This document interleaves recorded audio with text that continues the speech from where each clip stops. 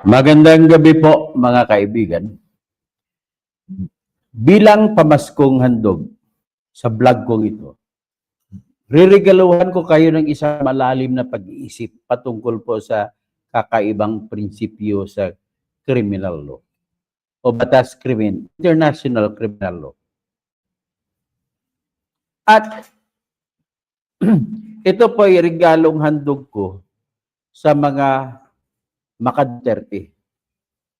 At pakinggan nyo naman ako kung kayo mga anti-Duterte, kung anong reason. Let us learn to hear reasons than be captured by our bias that has no foundation after all.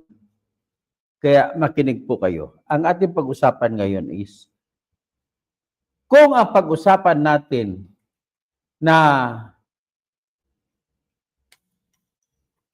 pag-kidnap kay Duterte ng gobyerno ni Marcos, kasi kidnap naman talaga yun.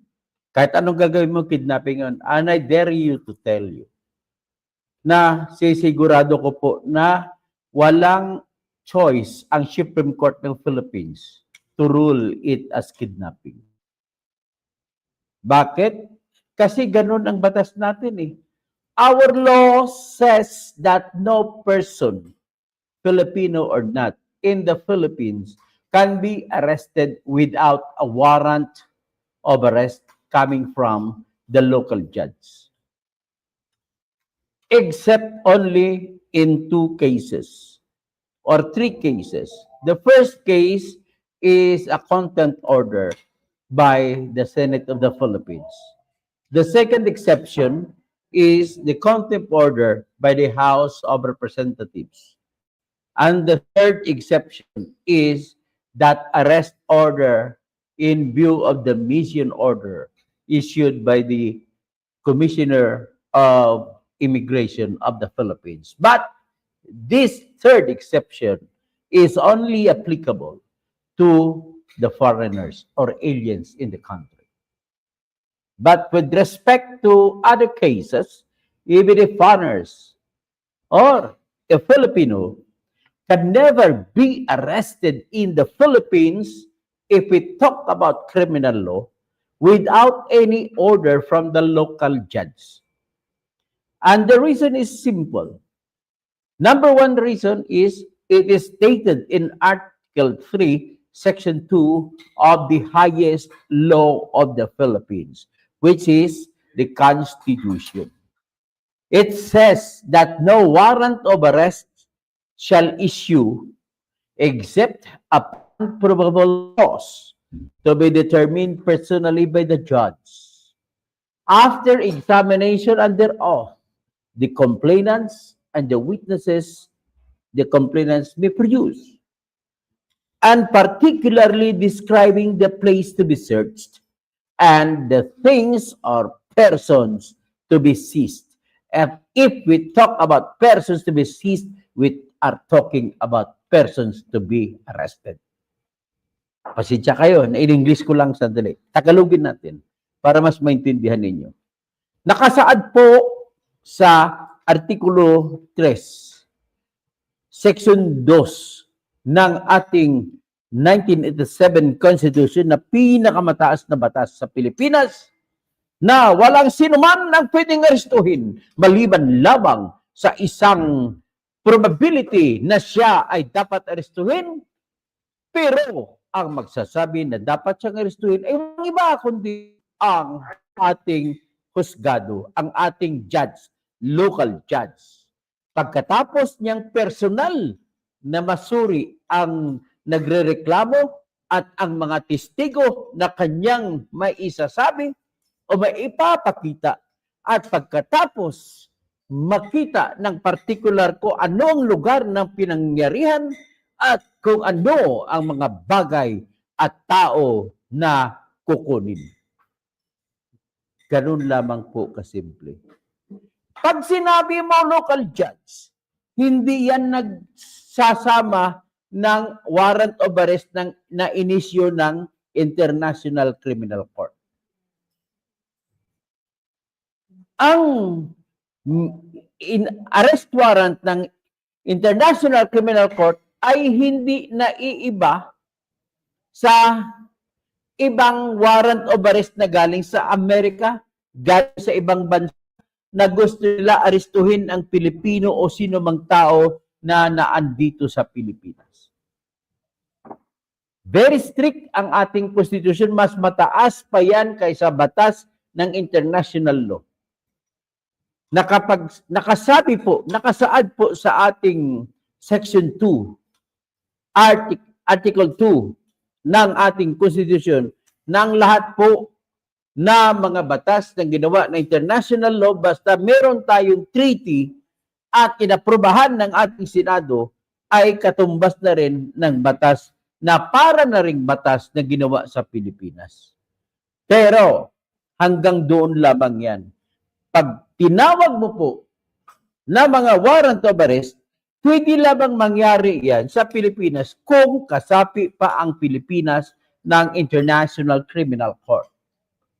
But the truth of the matter is, until today, sa ngayon, hanggang ngayon, ay hindi na tayo kasapi ng International Criminal Court. So kung ganon, ang ibig lang po sabihin ay hindi natin pwedeng ipapatupad ang warrant of arrest na inilabas ng International Criminal Court sa Pilipinas.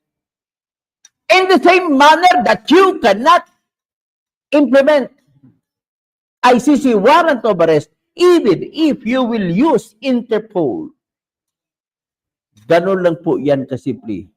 Sapagkat wala naman tayong usapan doon sa Interpol kung paano.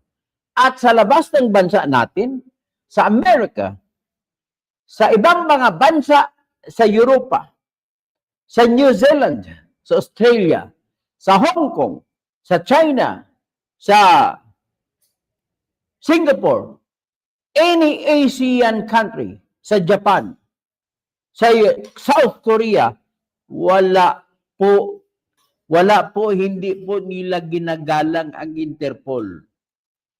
Ano ang tingin ng ibang bansa sa Interpol? Wala. It's a matter of notice. Notice lang na mayroong arrest warrant, halimbawa si Angelo. Pero hanggang doon lang, hindi naman pwede ipapatupad ng batas na arestuhin. Aarestuhin lamang yan, ladies and gentlemen, kung may treaty sa International Criminal Court na kasapi ang Pilipinas. Pero ang pagkat hindi tayo kasapi ng Pilipinas, hindi pwedeng gamitin ni Remulla ang kinatawag na Section 17 Republic Act 9851. Ang Republic Act 9851 po, yan po yung batas na sariling batas ng Pilipinas na nagpaparusa sa crime against humanity, nagpaparusa sa genocide, nagpaparusa sa war crimes. Pero hindi natin pinaparusahan ang crime of aggression. Kasi ang crime of aggression ay yung pagsakop ng isang bansa laban sa isang bansa. Ngayon, may sarili pala tayong batas. So kaya nga, ibig sabihin, kung may sarili tayong batas, bakit hindi na lang dito sa Pilipinas kasuhan si Digong Duterte, si Bato, o kung si Bongo man, o si Sara Duterte man, o si Vitaliano Aguirre, o si Minardo Guevara, o si Oscar Albayalde, si Romeo Caramat, si Eduardo Edelberto Leonardo, o si Ruina Garba. Dito lang natin kakasuhan. But the problem in our country is yung administrasyon ni Bongbong na hindi willing na gumawa ng investigasyon para malaman kung ano ang ating ebidensya laban kay Digong na dito kakasuhan. Kung ano ang ebidensya natin laban sa iba pang mga tao na pwede nating kasuhan sa Pilipinas basta patungkol po sa war on drugs ang pag-uusapan. Ladies and gentlemen, because of that, hindi hindi pwedeng arestuhin ng Pilipinas sa sugo ni Bongbong Marcos, sinugo si Boying Rimulya, sinugo rin si John Vic Sinungaling Rimulya, sinugo rin si Gibo Teodoro, sinugo rin si Eduardo Anyo, sinugo si Marcos Lacanilaw, sinugo sino pang iba. Hindi si Nicolas Torre na kababayan ko sa Coronadal. Si Romel Marbel na siyang hepe ng Philippine National Police nung panahon yun. Lahat po sila, pasensyahan po tayo.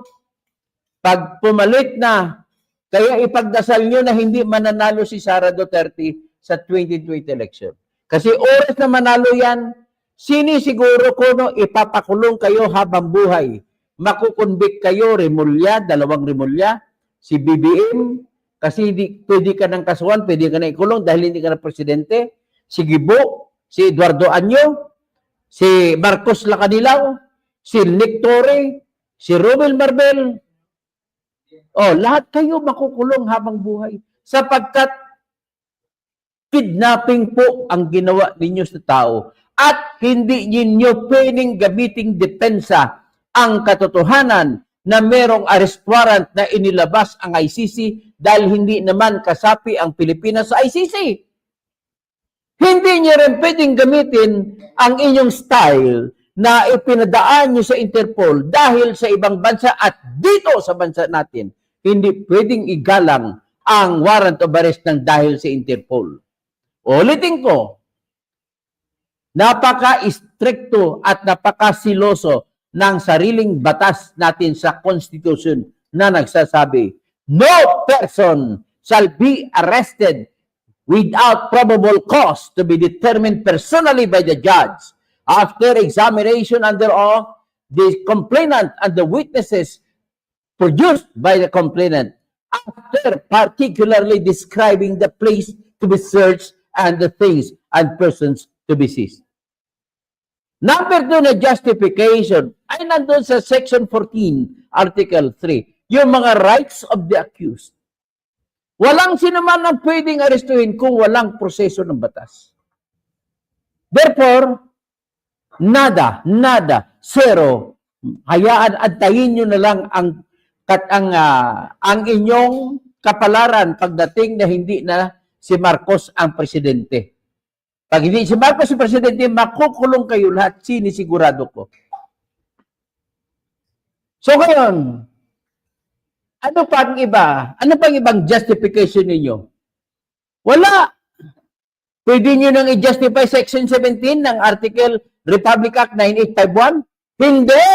Bakit po? Ginagamit lamang yung Section 17 ng Republic Act 9851 kung, tandaan ninyo, kung kasapi pa ang Pilipinas ng International Criminal Court. Hindi. Hindi na pwede surrender. Pangalawa, nagkamali kayo sa pagsasabi, pag-interpretar ninyo ng salitang surrender. Sinuko na namin, sinurrender namin si Digong. Sumusunod kami sa Section 17 ng Republic Act 9851. Wrong. Hindi po mananaig na sasabihin mo, aristuhin mo si Suko mo. Hindi, kasi babalik ka pa rin sa Section 2, Article 3 ng Constitution nagsasabi na walang sinuman ang aristuhin para isusuko kung walang utos ng ating sariling judge. Okay? So I think that is very, very, very clear. Kung klaro na po yan, so what I am now stressing is the fact na pati ang Supreme Court natin mapipilitan na mag-rule na kidnapping ang nangyari. Kasi walang justification, sabihin mo na hindi kidnapping. What else? Hindi makasuporta ang Republic Act 9851. Eka nga, o sabi nga ni dating Justice Adolfo Ascuna, hindi nyo pwede arestuhin para isuko kung walang treaty ang Pilipinas sa ICC gagamitin ninyong Republic Act 1991 na Section 7, hindi po magagamit yan. Pasensyahan tayo. A time will come that reckoning will occur. And if that time comes, I want to hammer it nail on your coffin that you will all be imprisoned, reclusion perpetua. So ngayon, ganun pala, ibig sabihin, illegal ang paghuli kay Digong. Kung illegal ang paghuli kay Digong, pwede ba yang gamitin ang katotohanan? Actually, pwede magamit sana yan kung member pa ang Pilipinas ng ICC. At pwede yung gamitin kung member at obligado kayo na gagamitin ninyo ang Article 59 ng Rome Statute. Ano yung Article 59? Nagsasabi na kung may aristuhin kayo sa mga warrant of arrest na galing sa ICC, ang taong aristuhin ninyo ay iniutos sa ilalim ng Article 59 na dadalhin nyo muna sa sarili niyong lokal na korte ang taong na-aresto para bigyan ng lahat ng proseso na sa ilalim ng lokal na batas. Kagaya ng pwede siya manghingi ng bail, pwede siya i-invoke niya ang extradition proceedings. Ganun lang ho kasimple yan. So ngayon, very clear na tayo dyan. Lahat na nakikinig sa aking abogado, alam ko na intindihan na nila sinasabi ko. Lahat nakikinig sa akin ng mga judge, alam ko, alam nyo na ang ibig sabihin yan. Kayo na mga fiscal na nakikinig, kasama sa fiscal AG, alam ko na naintindihan mo na yan. Lalo na si Atty. Claire Castro, naintindihan niya yan. Sigurado ako, pati si Atty. Christine Conti, naintindihan niya yan. Pati si Atty. Joel Butoyan na hindi na ngayon nagsasalita patungkol dyan ay naintindihan yan. Pati si Atty. Gabriel Andres, naintindihan yan ang ibig kong sabihin. Well, ladies and gentlemen, after maintindihan na ninyo yan, therefore, I am concluding that sooner or later, maybe in 2026, January or February, the Supreme Court will come out with a ruling that the arrest done on Duterte was illegal. So ngayon, kung maging illegal palang arrest, may pag-asa ba si Digong na palalayain ng International Criminal Court? Sagot? Opo, opo, opo. May pag-asa po. Bakit po? Sapagkat ay hindi na matibay ang prinsipyo na tinatawag na bono detente. Ano ba yung prinsipyo ng bono detente? Bono detente na prinsipyo ay ganito yan. Hindi na bali illegal ang pagka-aresto basta kung maaresto siya at mabitbit ninyo sa harap ng korteng ito, sigurado naman na sa harap ng korteng ito ay bibigyan naman siya namin ng patas na laban. Respetuhin ang kanyang lahat ng karapatan bilang akusado sa ilalim ng paglilitis ng korte na yon. Nangyari po yan kay Adolf Eichmann. Si Adolf Eichmann ay arkitekto ni Hitler sa pagpatay sa mga Hudyo. 6 na milyon na Jews ang pinatay ni Adolf Eichmann. Nang matapos na mamatay at matalo yung German sa World War II, ay sumibat si Adolf Eichmann. At sumibat siya patungo sa Argentina. Nagkunwari siya na gumamit siya ng ibang pangalan. At ang nangyari, nang natunugan, ito ng mga Mossad, nagmission ang mga Mossad doon sa Argentina. Nang matunto nila kung saan, kinidnap nila, nagdala sila ng kanilang sariling private plane. At nilipad palabas ng Argentina si Adolf Eichmann at binitbit sa Israel. At sa Israel ay siya doon nililitis. Habang nililitis siya, nagdepensa si Adolf Eichmann, hindi niyo ako pwedeng litisin sapagkat illegal ang pagkuha sa akin sa Argentina. Ano ang sagot ng korte ng Israel? Ang sagot ng korte ng Israel, we are implementing here the principle of bono detente. We don't care how were you taken, legally or illegally, as long as we will give you due process in our court. Yan ang bono detente. So, nagyari, binigyan nila ng due process si Aikman at nang masentensya na kamatayan ay doon siya binitay siya o piniring squad sa Israel. Yan po ang prinsipyo ng bono detente na walang pakialam ang korte kung illegal o kidnapping ang nangyari. At ang ibang mga transactions din, kagaya na sa si Milosevic sa Yugoslavia, dating Yugoslavia, inaristo rin ng illegal.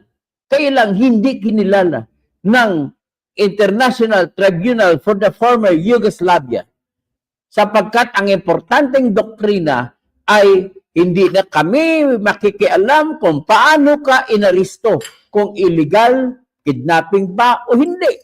Ang importante na nandito ka sa harap namin na korte ito ay pagbibigyan ka ng korte ng lahat mong karapatan sa ilalim ng proseso para ikaw ay mabibigyan ng patas na paglilitis. Ganun po yan ang bono detente. Pero, ladies and gentlemen, hindi na po lahat ng oras ay ganun ang mangyari. Bakit po? Nag-decision ang court doon sa South Africa na dinismiss ang kaso ni Ibrahim sapagkat si Ibrahim ay kinuha sa Swaziland ng kinidnap at dinala sa South Africa. Dapat siyang ikulong, dapat siya sa totoo lang, dapat siyang husgahan kasi marami siyang tinorture sa South Africa. Siya po ang utak ng apartheid. Alam niyo ba yung apartheid? Ang apartheid po ay isang pulisiya na kung saan ang mga itim ay tinatanggal. Lahat ng pribilehiyo binibigay sa mga puti. Yan po doon sa apartheid sa South Africa. Pero, nagdesisyon ang korte ng South Africa, hindi natin kung tayo na korte ay tagapagtanggol laban sa paglalabag sa karapatang pantao, tayo ang dapat nauna na labanan yan. Dahil yan, nagdesisyon ang korte ng South Africa, palayain si Ibrahim sapagkat illegal ang pagka-aresto sa kanya. Yan ang mga latest na mga rulings. May isa pa kay Mr. Toscanino. Si Mr. Toscanino ay inabdak sa mga makasong mga tinatawag na mga drugs, mga cocaine, galing sa iba sa Latin America. So, nang nahuli siya ng US forces, illegal, pagdating dito sa United States of America, nagdesisyon ang Court of Appeals ng US na palayain siya dahil illegal ang pag-aresto sa kanya. At yung decision na yan ng Court of Appeals sa United States of America ay pinroklama rin ng United States of America Supreme Court na pumanig sa desisyon ng Court of Appeals. So, ibig sabihin, kung ako, I am urging Attorney Kaufman to make a request before the pretrial chamber to dismiss the case on the ground of lack of jurisdiction over the person of Duterte because the jurisdiction over the person of Duterte was achieved by means of kidnapping. And if it was achieved by means of doing a crime, the crime cannot be cured by another crime. And because it was a crime of kidnapping, therefore, the ICC must not have jurisdiction over the person or the case of Mr. Duterte. Kaya kung ako si Attorney Kaufman, ganon isasampa kong kaso. Gagamitin ko na dahilan yung kaso na dinesisyonan ng South Africa sa kaso ng Ibrahim versus Minister. At gagamitin ko rin ang kaso ng US versus Toscanino. Ganun lamang po ang aking sinasabi dito. And I'm too positive na pag ginamit kung ako naging abogado ni Duterte, sigurado ko na mas mataas ang chance na mananalo yan sa ganung argumento. Hindi ko na pag-usapan ang iba pang mga bagay-bagay. Ito lang muna at Merry Christmas po sa lahat at wala pang New Year. Merry Christmas lang muna. Lalo na kay Brother Abs. Andito lang ako sa isang lugar, nagpalamig-lamig.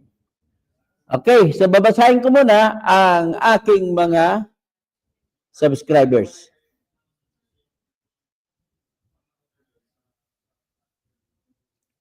Okay, Merry Christmas sa lahat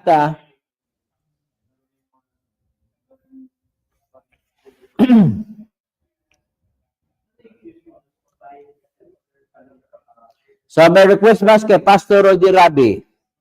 Stay safe. Yeah, I'm staying safe. Merry Christmas din kay Virgie Piquero.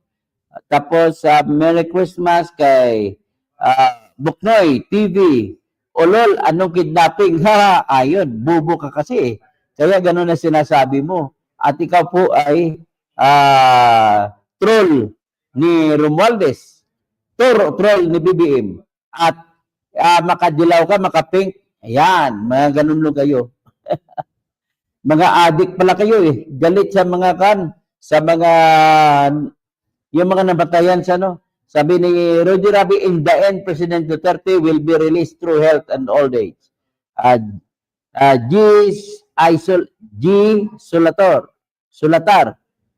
Salatar. Attorney, wala po talaga ako tiwala kay Sakopman na yan. Una pa man, dahil isa rin siya sa mga abogado ng mga Marcos. Wala yan, niloko lang niya ang mga Duterte. Virgie Piquero, Sir, adiktos yung president, kaya galit kay Tatay Diggs.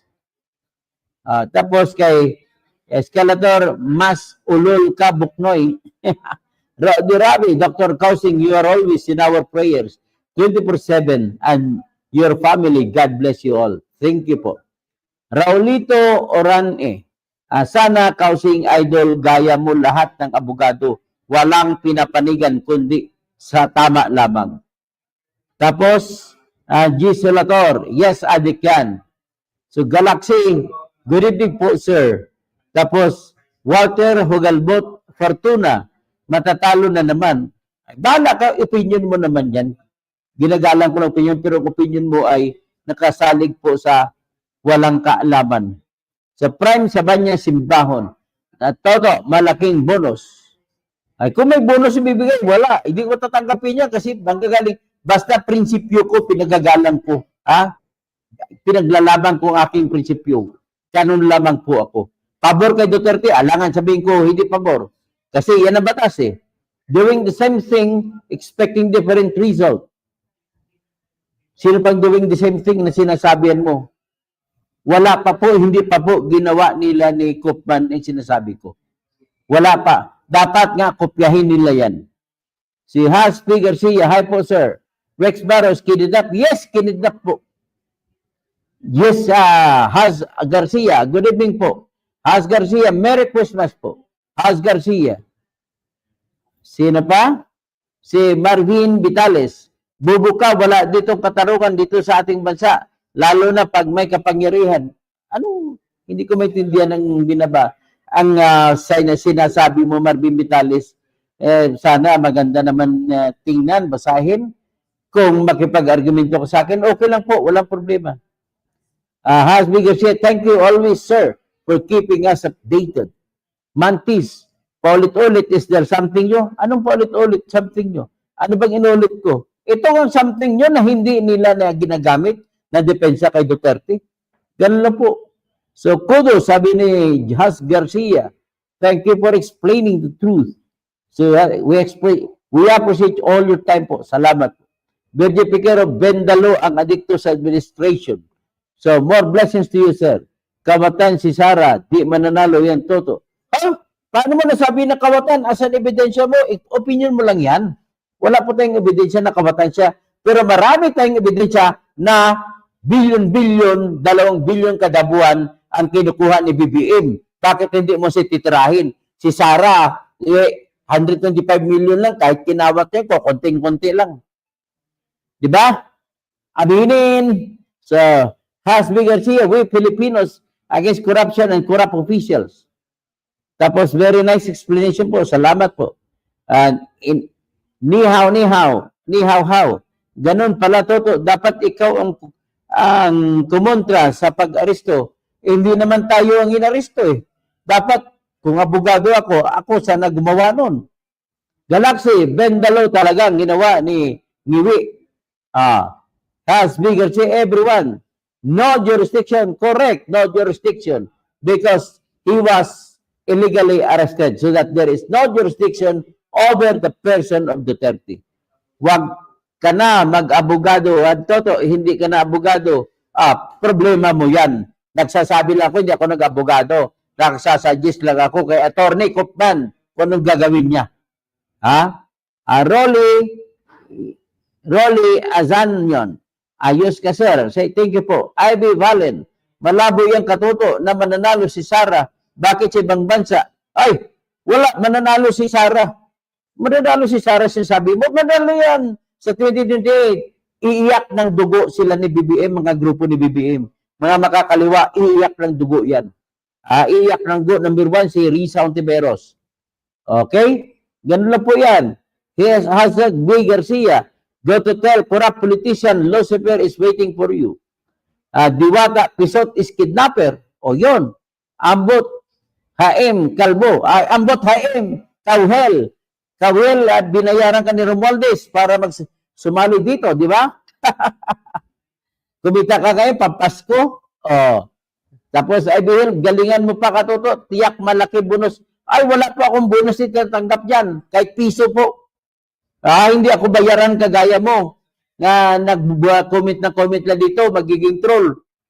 Hindi ako bayaran hindi kaya ng ibang vlogger dyan, ayaw ko lang banggitin. Tumitira kay Duterte pero kumakampi kay Marcos. Magdadasal pa daw na magbago lang si Marcos. Putang ina, asan kayo? Kakahiya naman yan, di ba, Colex? Headed by Boy Agnas Bading. Sino pa? Rimulya. Arnold Ogois, aral ka ulit, Toto. Ay, wala.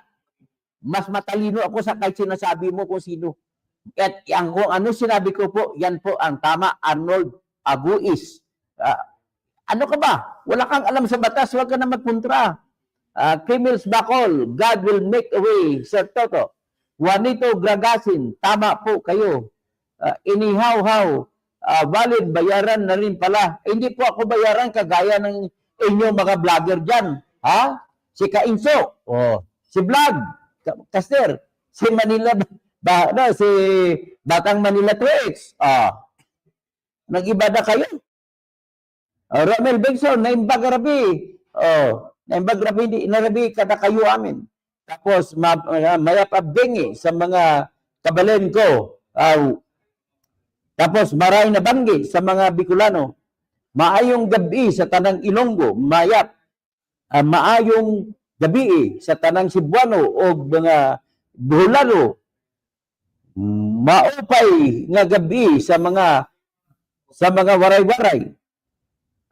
So, Micah Barles, watching from Surala, South Cotabato. Madamo nga salamat sa mga taga Surala. Tapos mga taga Marbel, madamo salamat sa inyo.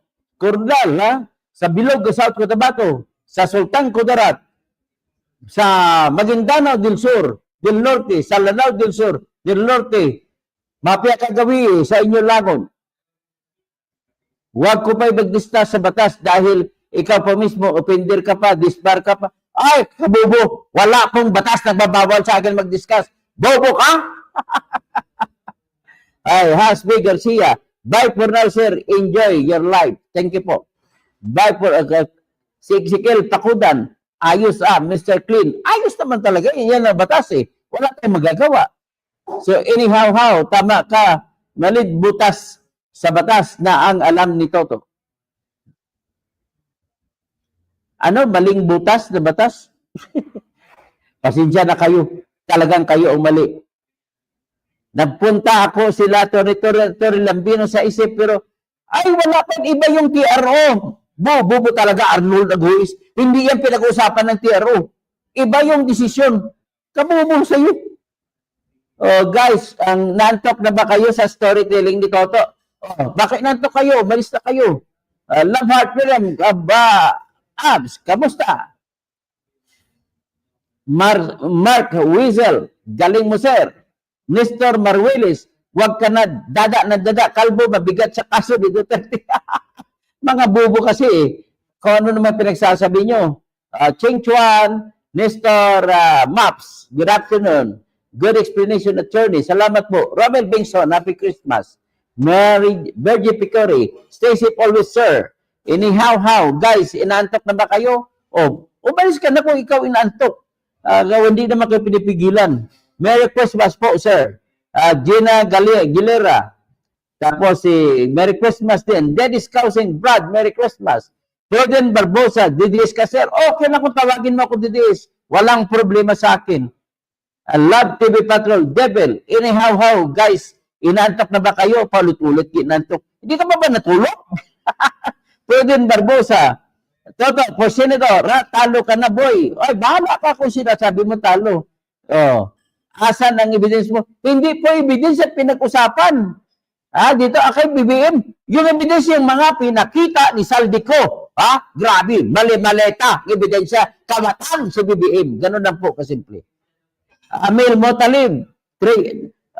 Doc Angel Toto, Totsky, best regards from MSU Marawi. Raha Sulaiman, room 154. Pinas is a sinking boat. Yes, with response, alaikum assalam from room 22, Super New Boys Dormitory. Sa Pruden Barbosa, bakit attorney ka ba? Oy, naging abogado ako, naging attorney ako. Na-disbar lang dahil may nagawa na pag-publish sa Facebook. Okay lang yan, walang problema yan. At least, nag-aral ako, hindi nawawala ang pag-abogado sa utak ko. Ganun na kasimple. Kasi matalino ako. Ganun na kasimple. Magyabang na ako. Hanggang opinion na nanalo na ako sa opinion ko sa impeachment kay Sara. Nanalo ako. Lahat ng sinabi ko, sinunod ng Supreme Court. Kaya lahat ng sasabihin dito, sa bagong kaso, mag-decision Supreme Court na may kidnapping, positive ako na susundin ng Supreme Court kasi wala nang choice ang Supreme Court natin kundi ideklara na bawal ang pagkuha kay Duterte. Thanks, Dr. Cousin. Good evening. Edwina Bone, maglabas ka nga ng maglabas ang mga maleta na binigay na sinabi na pinakita ni Salde, yan ang ebidensya na nagnakaw ang idol mo na si BBM. Ang mga iba ng sinabi ko, batas yun. Hindi yun ebidensya ang batas. Bobo ka ba? Ang batas po ay hindi ebidensya tawag yan. Batas yan eh. Pruden Barbosa, basta kalbo, sinungaling. Hindi, basta magkalbo, magaling. Ganun niya kasimple. Baliktad yan. Yes, Lata. Thank you, Toto. Edwin Abon, kung may alam ka sa batas, pagpal ka ng, ay, anong complete? Ang utak ninyo, makabobo. Pag gabi alam sa list, file ng complete. Sino ba may karapatan mag-file ng complete? Ugad ka. Kung sino na perwisyo, siya lang ang may reklamo na mag-file ng complaint. Ganun lang kasimple. Okay na anam, kalbo. Sabi niya, okay na anam, bobo. Okay na anam, pwede. BBM na panlaga na vlogger. BBM na na troll. Monero Barager, banatan mo pa po yung mga kawatan sa flood control kasama ng mga amo. Si Romualdez. Kasama dyan. Sabi naman ng kapatid ko, Brad, wag mo pansinin mga trolls. Edwin Abang, hindi yan putak na putak. Okay. Magbigay ng scrap para sino magbigay ng scrap? Batas na nga binibigay ko sa iyo. Anong scrap pag sabihin mo? Kabubo ka ta ba? Sinabi ko na nga kanina, yung mga tos kanina ruling, Supreme Court ng United States of America yun. Hindi scrap yun. Ang scrap, ang Pilipinas lang yan. Sa South Africa, yung kaso ng Ibrahim, minister versus minister. Oh, pang-abroad na kaso yun. Tita Bioli, good evening, sir. Merry Christmas sa inyong lahat. O, kahit yung mga troll na galit sa akin, Merry Christmas po sa inyong lahat. Bibi Mr. Innocent, pagdating po sa mata ng mga tao, hindi na ebidensya inanap. Naniniwala bang tao? Yan ang tanong. Naniwala pang tao dahil sa mga mali-maleta na ipinakita ni Saldico. Ganun na kasimple. Hindi na kailangan ang ebidensya kasi pang-korte lang yan na usapin ang ebidensya. Pero pag kung iboto mo pa siya o hindi, sapat na po yan ang ebidensya ni Saldico Juanco. Ito naman, Dread Tempest, gusto mo ulitin ko pa papaliwanag paano naging illegal ang pag-aresto? Dahil po ang pag-aresto sa Pilipinas, ang tanging aresto na legal ay yung pinalabas ng judge ng lokal. Okay? Pag ibang judge ang palabas, illegal na yan. Okay, that's all. Merry Christmas. Sa lahat, pati kumuntra sa akin, Merry Christmas. Lahat tayo magligaya.